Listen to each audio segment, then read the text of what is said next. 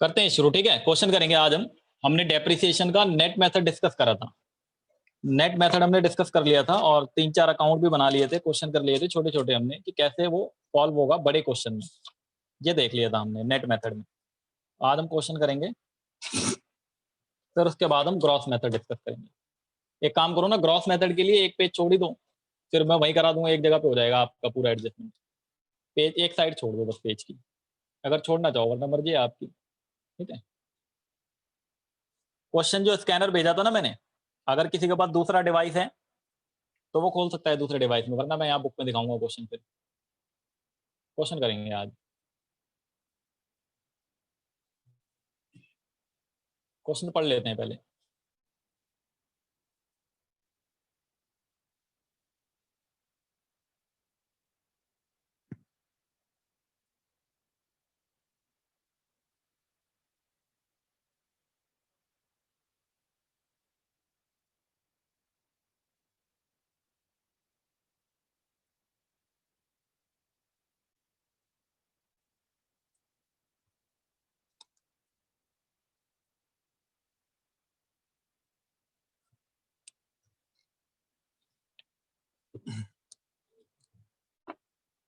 देखो क्वेश्चन देखते हैं। 2008 का क्वेश्चन, दिल्ली 2008। ये आपको दिख रहा है यहाँ पे 2008। थोड़ा जूम कर लेते हैं क्वेश्चन, ये दिखाई दे रहा है ना, जूम करने की जरूरत नहीं है, फिर बार बार जूम और वो करना पड़ता है मुझे। थोड़ा सा कर लेते हैं तो कॉपी में भी दिक्कत ना हो। ये क्वेश्चन आपके सामने है, क्वेश्चन नंबर 3। अच्छा, 2 थ्योरी क्वेश्चन है, वो भी कर लेना, आप लोग कर लोगे अपने आप। ये 2 एक एक नंबर के जो आते हैं, हर हर क्वेश्चन के साथ थ्योरी क्वेश्चन जरूर आएगा एक एक नंबर का। ठीक है, तो हम इसको करते हैं पहले, वो बाद में डिस्कस कर लेंगे। From the following balance sheet of X Y limited. दिखाई दे रहा है क्वेश्चन, क्लियर है ना आज सब कुछ? अभी कल मैंने ठीक कराया राउटर, दिक्कत तो नहीं हो रही आज नेटवर्क में? ठीक है। From the following balance sheet of X Y limited as on 31 March 2007 and 31 March 2006। हमें 2007 और 2006 की बैलेंस शीट दे रखी है। Prepare cash flow. Prepare cash flow statement होता है वैसे पूरा, इन्होंने कैश फ्लो लिखा है, कोई बात नहीं। सेट 1 का क्वेश्चन है ये। आपके सामने ये बैलेंस शीट बनी हुई है, यहाँ note number 1, note number 2, note number 3, 3 note दे रखे हैं इस बार हमें। ठीक है, ये पूरी इंफॉर्मेशन है। नीचे देखोगे, नोट में आओगे तो शेयर होल्डर फंड में एक इक्विटी शेयर है और एक प्रेफरेंस शेयर कैपिटल। जरा ध्यान से देखो, 4 लाख से 7.5 लाख हो गया, बढ़ गया तो सर इनफ्लो है, प्लस हो जाएगा। 60,000 से 1 लाख हो गया, ये भी बढ़ गया, इनफ्लो है, प्लस हो जाएगा। कहाँ पे? फाइनेंसिंग एक्टिविटी का पार्ट होता है ये। ठीक है, अब लिखेंगे हम, अभी बस सुनते जाओ खाली। फाइनेंसिंग एक्टिविटी में ये दोनों एंट्री प्लस हो जाएंगी। रिजर्व एंड सरप्लस में इस बार जनरल रिजर्व भी दिया हुआ है और बैलेंस इन एसपीएल अकाउंट। तो बैलेंस इन एसपीएल अकाउंट से तो प्रॉफिट फॉर द ईयर निकल जाएगा, वो जो वर्किंग नोट मैंने बताया था आपको, तो यहाँ से तो प्रॉफिट फॉर द ईयर निकल जाएगा। और फिर उसमें 4 चीजें ऐड करनी होती थी, देखो मैं दोबारा दिखा देता हूँ। मैंने उस दिन आपको नोट्स भेजा था ना, हाथ से लिखा हुआ सुंदर सी राइटिंग में, ये रहा। ये देखो, प्रॉफिट फॉर द ईयर, और इसमें कुछ एंट्रियां हमें ऐड करनी होती हैं, जैसे transfer to reserve, provision for tax current year का, प्रपोज डिविडेंड अगर कोई है तो, इंटरिम डिविडेंड है या कोई डिविडेंड है वो ऐड कर देंगे। तो ये 4 एंट्री ऐड करके हमारा नेट प्रॉफिट बिफोर टैक्स निकल जाता है। ठीक है, तो ये वाला काम हम यहाँ पे करेंगे आज। समझ गए यहाँ पे? तो ये मैं आपको इसलिए दिखा रहा था क्योंकि इस बार इस क्वेश्चन में जो क्वेश्चन हम करने वाले हैं, इसमें आपका जनरल रिजर्व भी दे रखा है। तो जनरल रिजर्व आप यहाँ पे ध्यान से देखेंगे कि आपका 70,000 से 50,000 हो गया, ओहो डिक्रीज हो गया जनरल रिजर्व। ठीक है, हमें इंक्रीज को प्लस करना होता है, तो इसका मतलब डिक्रीज माइनस होगा। ध्यान से समझना, ट्रांसफर अगर होगा जनरल रिजर्व में 2006 में इतना है और 2007 में इतना है, तो ट्रांसफर नहीं हो रहा, इंक्रीज नहीं हो रहा, डिक्रीज हो रहा है। तो इंक्रीज अगर होता है तो प्लस और डिक्रीज अगर होता है तो माइनस। ठीक है, यहाँ पे फिर एक काम की बात, एक बहुत इंपॉर्टेंट बात, ये लॉन्ग टर्म बोरोइंग्स के अंदर 10% डिवेंचर्स हैं। लॉन्ग टर्म बोरोइंग्स के अंदर 10% डिवेंचर्स हैं, जो कि 2 लाख थे और अब 1,80,000 हो गए। तो मुझे बताओ, इसकी वैल्यू कम हुई तो इसका मतलब क्या हुआ? सर रिडेम्पशन ऑफ डिवेंचर हुआ है। यहां पर रिडेम्पशन ऑफ डिवेंचर, डिवेंचर का रिडेम्पशन हुआ है, कितने अमाउंट का? 20,000 का। अब यहाँ पे प्रॉब्लम ये है, अगले पेज पे आओगे जब, तो अगले पेज पे एडिशनल इंफॉर्मेशन दे रखी है। During the year machine costing 80,000 was sold 50,000। वो कह रहे हैं 80,000 की चीज 50,000 में बेच दी, तो सीधे सीधे लॉस हो जाएगा यहाँ पे। And dividend paid during the year 80,000। ठीक है, और हमने डिविडेंड जो पे करा है वो 80,000 रुपए, तो जो डिविडेंड होता है वो भी नेट प्रॉफिट निकालते टाइम प्लस होता है। इसकी भी ट्रीटमेंट हम सीख लेंगे आज कि अगर डिविडेंड हमें बाहर दे रखा है एडिशनल इन्फॉर्मेशन में तो उसका क्या करना है। कुछ नहीं करना, एक तो नेट प्रॉफिट निकालते टाइम ऐड कर दोगे और एक बार फाइनेंसिंग एक्टिविटी में माइनस कर दोगे। क्लियर है? अब मैं प्रॉब्लम क्या समझा रहा था आपको यहाँ पे, एक तो पूरे साल का डेप्रिसिएशन नहीं दिया हुआ क्वेश्चन में, देखो कहाँ दिया हुआ है, जो हमने अपने क्वेश्चन में करा था उसमें पूरे साल का डेप्रिसिएशन दिया होता था, बट इसमें नहीं दिया हुआ, तो देखेंगे क्या होगा, कैसे होगा। फिर आपका उसके बाद जो सबसे बड़ी प्रॉब्लम है, वो सबसे बड़ी दिक्कत जो सरदर्दी है वो ये है हमारे लिए कि ये डिबेंचर की रिडेम्पशन हो रही है। 2 लाख था, 1,80,000 हो रहा है हमारा यहाँ पे, इसकी रिडेम्पशन हो रही है। अब ये रिडेम्पशन अब आखिर हुई कब? क्या ये स्टार्टिंग में हो गई, या 2 महीने बाद, 3 महीने बाद, 6 महीने बाद, 8 महीने बाद, या एंड में जाके हुई? आपको डेट नहीं दे रखी ना इन्होंने, इन्होंने डेट नहीं बता रखी कि डिबेंचर कब रिडीम हुए हैं। अगर ये डेट बता देते तो हमारे लिए काम आसान हो जाता, तब तो हमें डेट पता होती, हम डेट के अकॉर्डिंग कैलकुलेशन कर लेते हैं। हमें इंटरेस्ट पे करना है ना डिबेंचर होल्डरों को। अब मान लो अगर मैंने ये 20,000 रुपए जो वापस करे, अगर ये मैंने स्टार्टिंग में ही वापस कर दिया हूँ 2006 में ही, अप्रैल 2006 में वापस कर दी हूँ, तो क्या मुझे उन्हें इंटरेस्ट देना चाहिए या नहीं देना चाहिए? बताओ, यस और नो। ये जो 20,000 रुपए कम हो रहे हैं, ये मतलब रिडेम्पशन हो गई, रिपेमेंट हो गई। मान लो तुम्हारे पास डिबेंचर थे और मैंने तुम्हें रिपेमेंट कर दी 20,000 रुपए की, और वो रिपेमेंट मैंने स्टार्टिंग में ही कर दी, तो क्या मैं तुम्हें इंटरेस्ट दूंगा इस साल का? अब नहीं दूंगा, तुम्हारा पैसा तो वापस कर दिया ना मैंने। तो अगर मैंने पैसा स्टार्टिंग में ही वापस कर दिया तो सिचुएशन कुछ और होगी, और अगर मैंने पैसा एंड में वापस कराया तुम्हारा, मतलब मैंने 2006 से 2007 एंड होने का इंतजार करा, और 2007 के एंड में मैं तुम्हारा पैसा वापस कर रहा हूँ 20,000 रुपए। रिडेम्पशन जो हो रहा है वो 2007 के यहाँ पे एंड में हो रहा है, तो इसका मतलब तो ये हुआ, एक सेकंड वेट करना है, एक इंपॉर्टेंट कॉल है, ठीक है। यहाँ देखो खराब हो गया सारा, कॉल में उठाता नहीं वैसे किसी की, लेकिन ये जरूरी थी। यहाँ पे ये बता रहा था मैं आपको कि अगर हमने रिडेम्पशन कब करी है ये हमें पता रहे, तब तो हमारे लिए कोई प्रॉब्लम नहीं होगा। लेकिन हमें यहाँ पे मालूम ही नहीं है कि ये 20,000 रुपए जो वापस हो रहे हैं ये कब हो रहे हैं आखिर वापस, तो यहाँ पे हमें एजम्पशन लेनी पड़ेगी। मैं आपको ये समझा रहा हूँ। अभी मान लो तुम में से कोई बच्चा बोर्ड एग्जाम में जाए और वो ये एजम्पशन ले ले कि मैंने स्टार्टिंग में वापस कर दिया था, तो तुम 1,80,000 पे इंटरेस्ट कैलकुलेट करोगे, 18,000 रुपए आएगा। और कोई बच्चा अगर ये मान ले कि मैंने एंड में पैसा वापस करा है, तो इंटरेस्ट तो उसको भी देना पड़ेगा, तो 2 लाख पे कैलकुलेशन होगी। बात समझ रहे हो ना? ये 2 लाख एंड तक 2 लाख रहा, एंड में जाके 20,000 वापस हुआ है, तो पूरे साल का इंटरेस्ट तो पे करोगे ना। और अगर आपने स्टार्टिंग में उसका पैसा वापस कर दिया है, तो इसका मतलब उसको इंटरेस्ट नहीं पे करेंगे, तो किस पे निकलेगा? क्लोजिंग वैल्यू पे। तो अब यहाँ पे एजम्पशन का खेल है, ठीक है। देखो मैं एक जादू दिखाऊंगा आपको, हमारे आंसर इनसे मैच नहीं होंगे, लेकिन फिर भी हमारा बिल्कुल सब कुछ सही आएगा। करें इसको start. Cash flow statement format बना लो।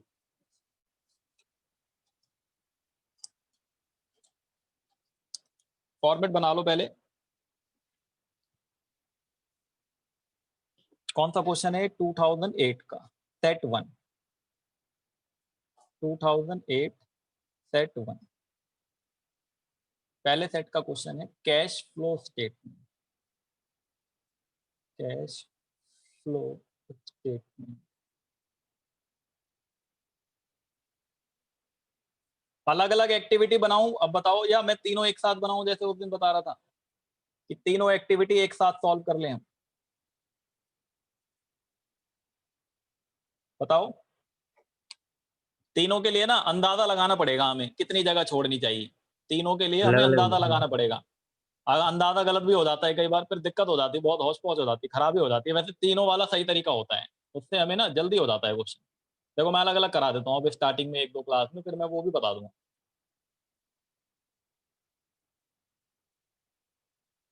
एक बात तो यहाँ पे कंफर्म मान लो आप कि एक पेज पे तो नहीं आएगा सॉल्यूशन, थोड़ा सा फॉर्मेट में अगले पेज पे भी बनाऊंगा।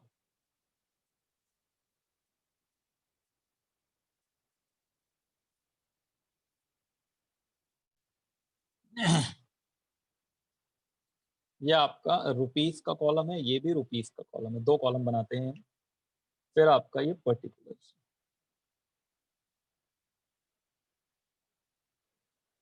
अगर किसी के पास रंग बिरंगे पेन हो तो वो इस्तेमाल कर सकता है, अच्छी बात है। एग्जाम में मत करना जाके, वहाँ टाइम खराब हो जाएगा बहुत। यहाँ पे हम पहले ऑपरेटिंग एक्टिविटी सॉल्व करते हैं। ऑपरेटिंग एक्टिविटी मान लो मुझे ये अंदाजा हो गया कि मेरा यहाँ तक ऑपरेटिंग एक्टिविटी आ जाएगा और इन्वेस्टिंग में मेरी ज्यादा एंट्री मुझे दिखाई नहीं दे रही, तो मैंने यहाँ पे इन्वेस्टिंग एक्टिविटी की हेडिंग बना ली। इन्वेस्टिंग एक्टिविटी, यहाँ पे मैंने हेडिंग बना ली इन्वेस्टिंग एक्टिविटी। इसके अंदर मुझे 2-3 एंट्रियां दिखाई दी थी। फिर मैंने क्या करा, अगले पेज पे आया, अगले पेज पे आए हम, थोड़ा सा फॉर्मेट हमने और आगे बना लिया क्वेश्चन को फाइनलाइज करने के लिए। पूरे 2 पेज ले लेते हैं हम, कोई दिक्कत नहीं है।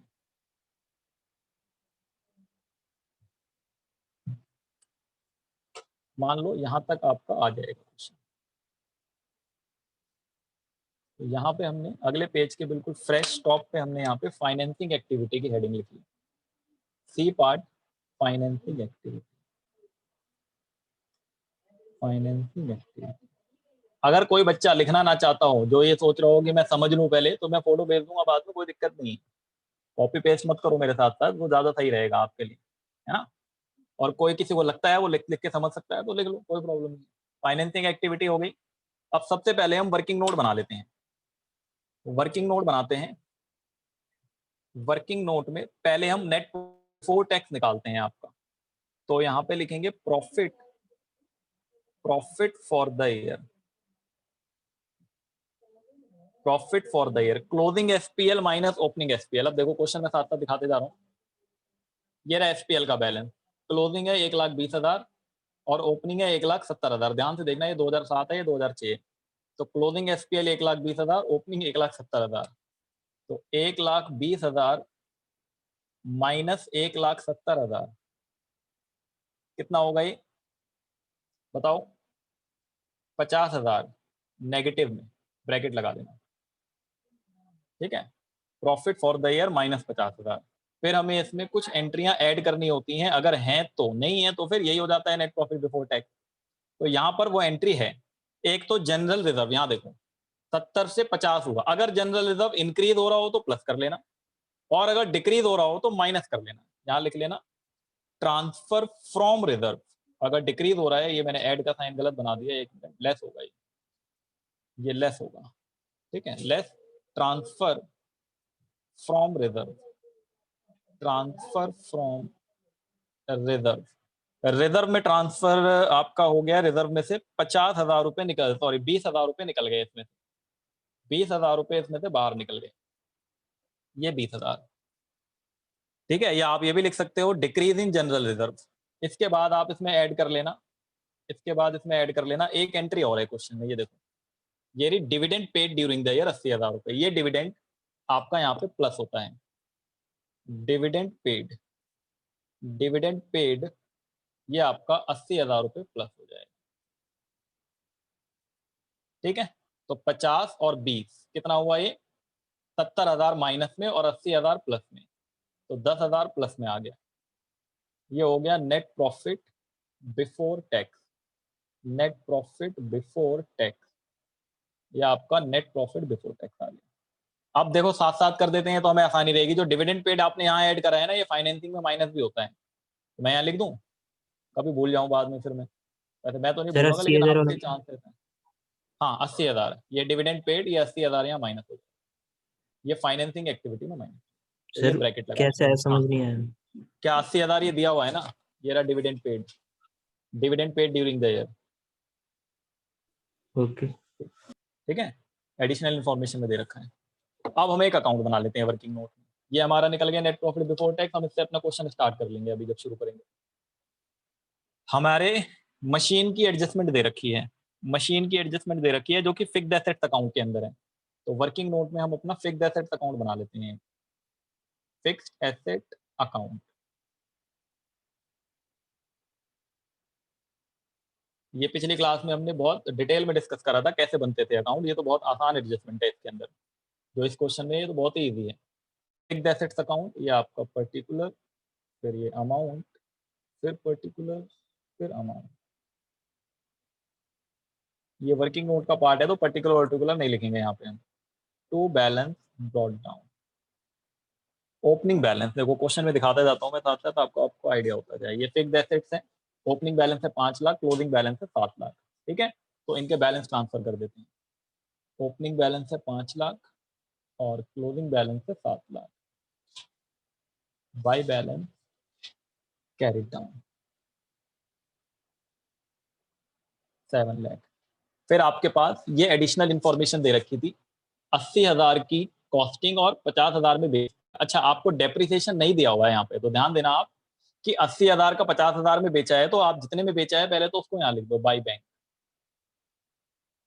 बाई बैंक अकाउंट, ये सेल हो गया आपका 50,000 में। और 80,000 की चीज 50,000 में बेचेंगे तो प्रॉफिट होगा या लॉस होगा? लॉस होगा। By statement of profit and loss account, ये लॉस आपका एसपीएल अकाउंट से चार्ज होगा। कितने का लॉस हो गया? 30,000 का। 80,000 की चीज 50,000 में बेची। अब इसको टोटल कर 7,80,000, ये 7,80,000 इस साइड का टोटल है। ये आपका 7,80,000 इस साइड का टोटल है। ये कुछ बच्चे बड़े हुए दिख रहे हैं मुझे, कौन लेट आता है क्लास में? तो कोई फायदा नहीं है तुम्हारा फिर लेट आने का, जो भी है ये। ठीक है ना, एक बार क्लास निकल गई 5 मिनट की तो फिर पूरी क्लास में यही सोचते रहोगे ये हो क्या रहा है। 7,80,000, फिर ये टू बैंक, ये आपका टू बैंक अकाउंट आ गया परचेज। ये परचेज कैलकुलेट हो गया हमारा, बैलेंसिंग फिगर है। ठीक है ना, बैलेंसिंग कितना आ गया? 780 माइनस 5, 2,80,000। देखो इसमें परचेज का आंसर दिया हुआ था, मैं चेक करा देता हूँ। ये आंसर परचेज का हमारा आ गया, इधर दिया हुआ है ना, ये आंसर लिखे हुए हैं यहाँ पे, हिंट दिया हुआ है, मतलब परचेज ऑफ फिक्स्ड एसेट 2,80,000। ठीक है, इतना काम हो गया हमारा। अब हम इसको आगे कैश फ्लो स्टेटमेंट बनाएंगे। थोड़ा जल्दी जल्दी करूं मैं, क्योंकि टाइम फिर 40 मिनट में क्वेश्चन खत्म हो जाना चाहिए हमारा।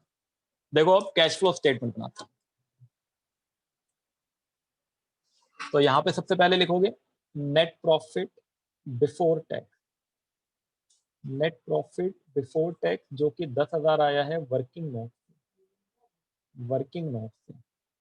फिर हमें इसमें operating expense, non operating expense add करना होता है। क्या कोई नॉन ऑपरेटिंग एक्सपेंस है? हाँ सर है। क्या कोई नॉन ऑपरेटिंग एक्सपेंस है? लॉस हुआ ना हमें, वो नॉन ऑपरेटिंग एक्सपेंस है, तो लॉस ऑन। अब मैं हेड नहीं बना रहा, पहले हेड बनाया था एक क्वेश्चन में, अब हेड छोड़ दिया। Loss on sale of fixed asset, जो फिक्स्ड एसेट्स को बेच के लॉस हुआ है वो हमारा नॉन ऑपरेटिंग एक्सपेंस है, 30,000 रुपए का लॉस हुआ है। फिर आपका एक इंटरेस्ट ऑन डिबेंचर है, इंटरेस्ट ऑन डिबेंचर। अब यहाँ पे कहानी समझो इंटरेस्ट ऑन डिबेंचर की। हमें डेट ही नहीं बताई उसने कि रिडेम्पशन कब हुई है। ठीक है, तो हम ये मान लेते हैं एंड में रिडेम्पशन कराया हमने। हम ये मान लेते हैं हमने एंड में रिडेम्पशन, अगर हमने एंड में रिडेम्पशन माना तो हम ओपनिंग वैल्यू पे इंटरेस्ट कैलकुलेट करेंगे। 2 लाख पे पूरे, मतलब जिनको पैसा वापस करा है उनको भी इंटरेस्ट देना पड़ेगा, क्योंकि उनका पैसा साल के अंत में वापस करा है, तो इसका मतलब उनको भी इंटरेस्ट देना पड़ेगा। तो ये 20,000 रुपये आएगा। समझे? यही इंटरेस्ट ऑन डिबेंचर फाइनेंसिंग में भी माइनस होता है। मैं देखो वो तरीका इसलिए बता रहा था, आपको ऐसे याद रहेगा। तो मैं फाइनेंसिंग एक्टिविटी पे आया और मैंने ये इंटरेस्ट ऑन डिबेंचर यहाँ पे माइनस कर दिया। ये इंटरेस्ट ऑन डिबेंचर, समझ रहे हो ना? अगर एक एक करके बनाते तो बाद में भूलने के चांसेस रहते हैं। तो 20,000 रुपये मैंने यहाँ पे आके माइनस कर दिया। क्लियर? और मेन काम तो आप लोगों ने करवाया ही नहीं मेरे साथ। ये जो सेल है ये क्या होगी? इन्वेस्टिंग एक्टिविटी में सर ये प्लस हो जाएगा, इनफ्लो है कैश का। ये परचेज क्या होगा? इन्वेस्टिंग एक्टिविटी में माइनस हो जाएगा। ये लॉस क्या होगा? ऑपरेटिंग एक्टिविटी में प्लस हो जाएगा, जो कि कर लिया हमने ऑलरेडी। लॉस हमने प्लस कर लिया, तो इन्वेस्टिंग में भी ये दोनों आइटम लिख लेते हैं हम। 50,000 और 2,80,000, ये लो इन्वेस्टिंग एक्टिविटी में लिख देता हूँ मैं यहाँ पे। Sale of fixed asset, sale of fixed asset, sale of fixed asset 50,000 रुपये कैश का inflow. Purchase of fixed asset, purchase of fixed asset, purchase of fixed asset 2,80,000 minus में। Purchase of fixed asset 2,80,000 minus. ये हो गई वो दोनों entry working note से जो आई थी। अब फिर से अपनी ऑपरेटिंग एक्टिविटी पे आ जाते हैं। क्या और कोई नॉन ऑपरेटिंग एक्सपेंस है मेरे पास? डेप्रिसिएशन है क्वेश्चन में, बताओ कोई बच्चा। क्या डेप्रिसिएशन है? नहीं है सर। अगर डेप्रिसिएशन होता तो वो भी ऐड हो जाता, अगर गुडविल राइट ऑफ हो रही होती तो वो भी ऐड हो जाती। बहुत सारी एंट्रियां होती है नॉन ऑपरेटिंग एक्सपेंस, और कोई नॉन ऑपरेटिंग एक्सपेंस इस क्वेश्चन में मुझे दिखाई नहीं दे रहा दूर दूर तक। सर लॉन्ग क्या टर्म कोई बोरोइंग? नहीं, नॉन ऑपरेटिंग एक्सपेंस की बात कर रहा हूं मैं। लॉन्ग टर्म बोरोइंग्स का इंटरेस्ट लिख तो दिया यहाँ पे, ठीक है, इंटरेस्ट ऑन डिवेंचर दिखा दिया। कोई नॉन ऑपरेटिंग इनकम है, कोई एसेट बेच के प्रॉफिट हुआ वो नहीं है, कोई interest income, dividend income, rental income वो भी नहीं है। इसका मतलब सर यहां तक सॉल्व करके एक बार फिर से देख लो ध्यान से, क्या पता कहीं कोने में छुपा हो कुछ। वैसे तो नहीं है, ठीक है। तो यहां तक आपका operating profit before working capital change आ जाएगा। Operating profit before working capital change, before working capital change, या आपका operating profit before working capital change आ गया। एक मिनट, सारे प्लस में है ना आइटम, 30, 20, 50 और 10, 60,000। ये 60,000 आ गया। ऑपरेटिंग प्रॉफिट के बाद हमें क्या करना होता था, ऐड करना होता था। अब यहाँ पे मैं हेड नहीं बना रहा, देखो ऐसे ही करता जा रहा हूँ बिना हेड बनाए। करंट लायबिलिटी है कोई? नहीं है सर, करंट लायबिलिटी कोई करंट लायबिलिटी नहीं है, तो करंट लायबिलिटी की तो कोई एंट्री होगी नहीं। उसके बाद करंट एसेट में आ जाओ। स्टॉक 2,10,000 से 2,50,000 हो गया। स्टॉक की वैल्यू बढ़ रही है, बताओ प्लस होगा या माइनस, जल्दी बताओ। स्टॉक की वैल्यू इंक्रीज हो रही है तो प्लस करें या माइनस करें? माइनस होता है। प्लस करें। Decrease in stock, decrease in stock होता है तो प्लस होता है, इंक्रीज इन माइनस होता है। खोलो फॉर्मेट। और फॉर्मेट तो दूर की बात है, मैंने तो लॉजिक बताया था तुम्हें साफ साफ। स्टॉक मेरा बढ़ने का मतलब क्या है, मैंने स्टॉक खरीदा, और स्टॉक खरीदा तो मेरे पास से कैश गया। समझे? देखो दो तरीके हैं बच्चों, मैं बता रहा हूँ ना, अकाउंट में 90 नंबर लाना कोई आसान बात नहीं। मेरे ऐसे ऐसे स्टूडेंट हैं, मैं खुद उनके मुंह पे कहता हूँ उन्हें कुछ नहीं आता, लेकिन 90 नंबर लाके बैठे हैं, क्योंकि नंबर का ये बोलबाला है, आपको भी पता है। लेकिन अगर उनसे कुछ पूछ लिया जाए बैठा के तो वो कुछ नहीं बता सकते। बस वो करते क्या है, वो रेगुलर प्रैक्टिस करते हैं, और रेगुलर प्रैक्टिस करने से क्या होता है, उनको सारी चीजें एक बार में सेट हो जाती हैं दिमाग में, कि ऐसे ऐसे सॉल्व करना है क्वेश्चन। एक होता है ना क्वेश्चन सॉल्व करना आ गया हम, लेकिन हमारा कॉन्सेप्ट क्लियर नहीं हुआ। तो अब तुम्हारे पास ये दो ऑप्शन है, या तो तुम वो फॉर्मेट याद कर लो, 12, 15, 20 क्वेश्चन कर लो, तुम्हारा क्वेश्चन गलत नहीं हो सकता एग्जाम में। या तुम कॉन्सेप्ट एक बार दिमाग में बिठा लो, फिर लाइफ टाइम याद रहेगा, फिर कभी नहीं भूलोगे। तो ये क्या होगा मेरा, माइनस होगा, क्योंकि स्टॉक की वैल्यू बढ़ रही है, इसका मतलब कैश का इनफ्लो। तो यहां लिखेंगे increase in stock, increase in stock, ये कितना हो गया, 40,000। माइनस में मतलब ब्रैकेट लगा दिए। फिर आप देखो इसमें ट्रेड रिसीवेबल है, ट्रेड रिसीवेबल ये 1,40,000 से 1,90,000, ये भी बढ़ गया। इसका मतलब ये भी कैश का इनफ्लो को रिप्रेजेंट करेगा, तो ये कैश के इनफ्लो को रिप्रेजेंट करेगा, तो ये भी माइनस हो जाएगा। Increase in trade receivable, difference amount डाल लो, 1,90 और 1,40, कितना हो जाएगा, 40 और 10, 50,000 नेगेटिव।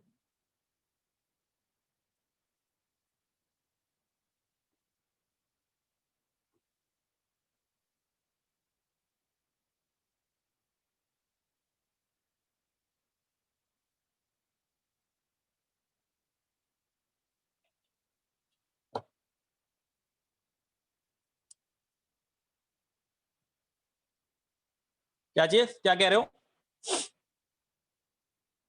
क्या हो गया?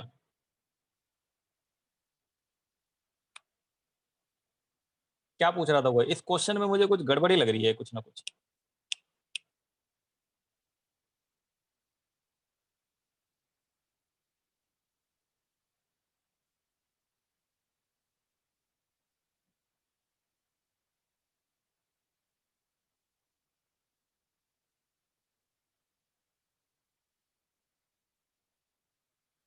इसको एक मिनट रुक जाओ, तो सॉल्व कर लेंगे पहले। कितना आ रहा है ये एक बार बताना। कैश, कैश जनरेटेड, ठीक है, एक बार करते जाओ, कोई दिक्कत नहीं है। Cash generated from operation, cash generated from operation कितना आया, ये 90,000 नेगेटिव में और 60,000 पॉजिटिव में, तो 30,000 नेगेटिव में आ गया, ठीक है। कैश जनरेटेड माइनस करते हैं tax paid, tax paid question में नहीं है। अब देखो ज्यादा जगह छोड़ दी थी हमने, ये लो ऐसे कैप दे दे के लिख लेते हैं। ये 30,000 फाइनल आंसर हो गया ऑपरेटिंग एक्टिविटी का नेगेटिव में। Cash used, cash used in operating activity, ये ए पार्ट सॉल्व हो गया हमारा। Cash used in operating activity, A part solve हो गया। ठीक है, बी पार्ट हमारा ऑलरेडी सॉल्व है, बी पार्ट हमारा ऑलरेडी सॉल्व है। यहाँ देखो फिक्स्ड एसेट्स के अंदर नॉन एसेट के अंदर एक ही एंट्री है और ये हम कर चुके हैं। नॉन करंट एसेट ही तो जाता है इन्वेस्टिंग एक्टिविटी में, ये एंट्री हम कर चुके हैं, तो ये एंट्री हमें दोबारा करने की जरूरत नहीं है। तो आप देखो यहाँ पे हमारा इन्वेस्टिंग का आंसर आ गया, ये माइनस में था और ये प्लस में है, तो 280 माइनस 50 230, 2,30,000 नेगेटिव में। क्या आ गया मेरा, cash used in investing activity, cash used in investing activity. अभी मैं आंसर दिखा दूंगा आपको, ये इन्वेस्टिंग का आंसर आ गया, कैश यूज। फिर फाइनेंसिंग पे आते हैं।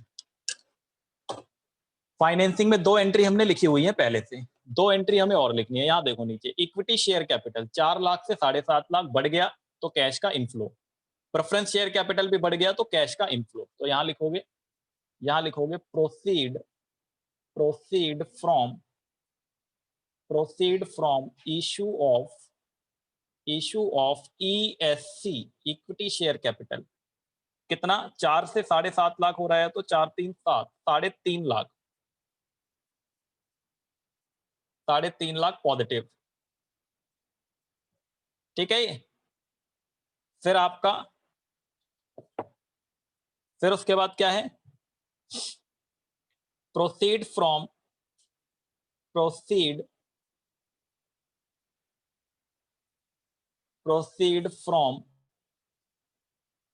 Issue of preference share capital PSC की वैल्यू 60,000 से 1 लाख हो गई है तो 40,000 ये बढ़ गया। जरा इसको पूरे को सॉल्व कर लो, पॉजिटिव में आंसर आएगा तो cash flow from financing activity, cash flow from financing activity, ये सी पार्ट सॉल्व हो गया।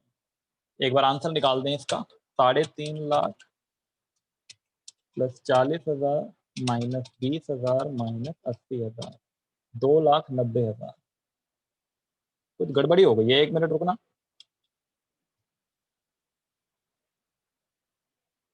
अच्छा, लॉन्ग टर्म बोरोइंग्स को तो लिखा ही नहीं, एक एंट्री छूट गई, अब कहाँ लिखे, जगह भी नहीं बची। लॉन्ग टर्म बोरोइंग्स, डिबेंचर की भी तो रिडेम्पशन हो रही है, डिबेंचर की रिडेम्पशन हो रही है, यहाँ लिख दूं इधर, redemption of debenture, redemption of debenture, उसको तो भूल ही गए हम। 20,000 रुपए की रिडेम्पशन हुई है तो ये भी आउटफ्लो है, ये भी आउटफ्लो है। 20,000 रुपए की रिडेम्पशन हुई है डिबेंचर की, ये देखो ना, ये डिबेंचर 2 लाख से 1,80,000 हो गया। ये जो लॉन्ग टर्म बोरोइंग्स है ये भी तो मेरा फाइनेंसिंग का पार्ट है, तो ये 20,000 रुपए जो कम हुए हैं ये कैश का आउटफ्लो रिप्रेजेंट कर रहा है बिजनेस में। ये क्या रिप्रेजेंट कर रहा है, कैश के आउटफ्लो को। अब आएगा आंसर सही, पहले कितना आया था, 290 में से 20 और माइनस कर लो तो 270 आ जाएगा, 2,70,000 इसका आंसर आ गया पॉजिटिव। अब मुझे बात आपको ये समझानी थी कि हमारे आंसर इनसे मैच तो नहीं हो रहे।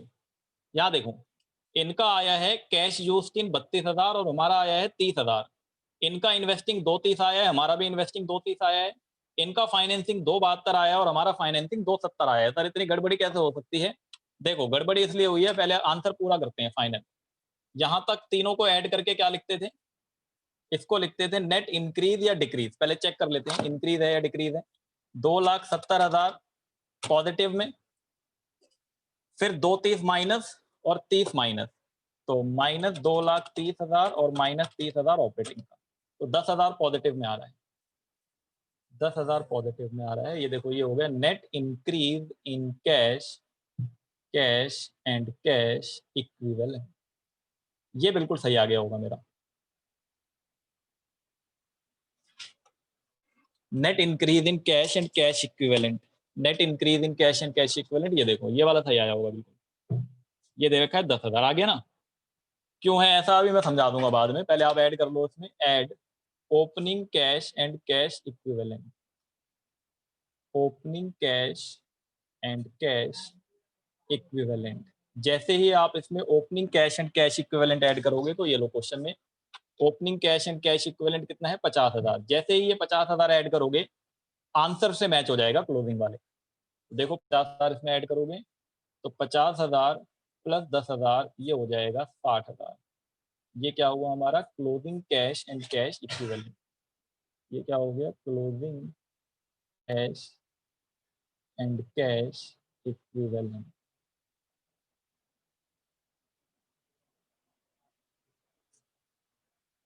हमारे आंसर अलग इसलिए आए हैं, देखो अब इन्होंने एक यहाँ लाइन लिखी हुई है क्वेश्चन में लास्ट,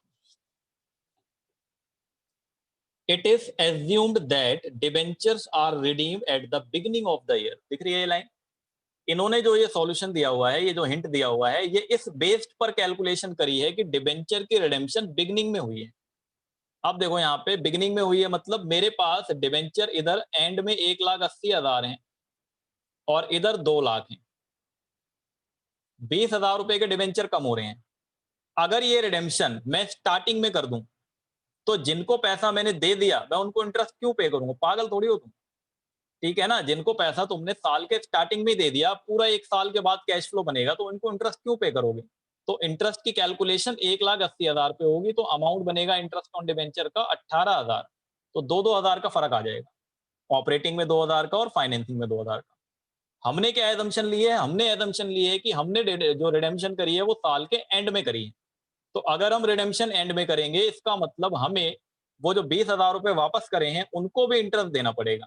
तो इसका मतलब ओपनिंग बैलेंस पे कैलकुलेशन। ठीक है, ये लॉजिक वाली बातें हैं, इसमें ऐसा कोई नोट वोट लिखने वाला नहीं, कोई लिखना चाहो तो लिख लो। अगर आप रिडेम्पशन बिगिनिंग में मान लेते हो तो क्लोजिंग वैल्यू पे कैलकुलेशन होगी, और रिडेम्पशन एंड में मान लेते हो तो ओपनिंग वैल्यू पे कैलकुलेशन होगी। और अगर क्वेश्चन में वो खुद बता दे कि रिडेम्पशन कब हुई है, मान लो 6 महीने बाद बोले रिडेम्पशन हुई है, तो 6 महीने तक तो वो 2 लाख रहा, तो 2 लाख पे 6 महीने का 10% 20,000, और फिर 6 महीने वो रहा 1,80,000, तो 1,80,000 पे 10% 6 महीने के लिए। ठीक है, तो वो अभी बहुत सारे क्वेश्चन हमें करने हैं, सारी तरीके की ट्रीटमेंट आ जाएंगे हमारे आगे।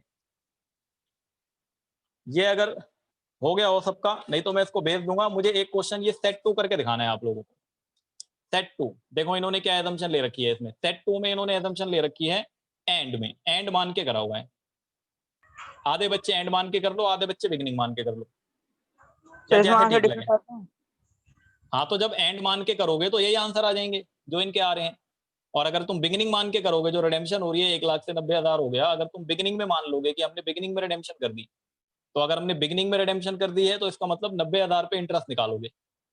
और अगर तुम ये मान लोगे कि एंड में रिडेम्पशन करी है तो फिर तो 1 लाख पे इंटरेस्ट निकालोगे। तो इन्होंने क्या माना है, देखो लिखा हुआ है साफ साफ, assume that debenture are redeemed at the end, और ऊपर वाले में क्या माना था, बिगिनिंग। समझ गए मेरी बात? तो ये एक क्वेश्चन मैंने कराया है और ये तुम लोगों को अभी करना है, क्लास खत्म नहीं होगी आज 5 बजे से पहले। ये क्वेश्चन करना है, दोबारा क्लास ज्वाइन करनी है, अभी 3 मिनट है। क्वेश्चन करो ये पहले सभी, ये लो स्क्रीनशॉट ले लो या फिर खोल लो, मैंने भेजा हुआ है ये क्वेश्चन, स्कैनर भेजा था ना मैंने, वही है ये, सेट 2।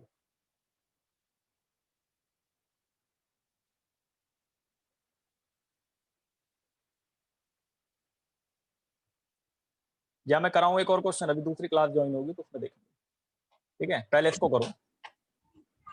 तो 2019 की बुक है ये तुम्हारी किताब टीएस ग्रेवाल नहीं है, ये मैंने जो भेजा था ग्रुप में वो है। ये टीएस ग्रेवाल में नहीं मिल जाए तो ढूंढ लो, अगर 2008 का क्वेश्चन है, अगर मिल जाए, नहीं मिलेगा वैसे वहां। 2008 का एग्जाम का क्वेश्चन है दिल्ली का।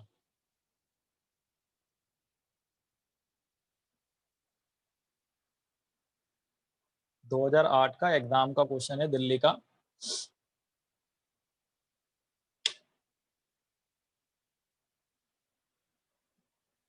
सेट 2 मैंने भेजा हुआ है ग्रुप में, ये सीएफएस का स्कैनर नाम का नोट भेजा हुआ है, आप लोग वहां से निकाल के क्वेश्चन करना स्टार्ट करो।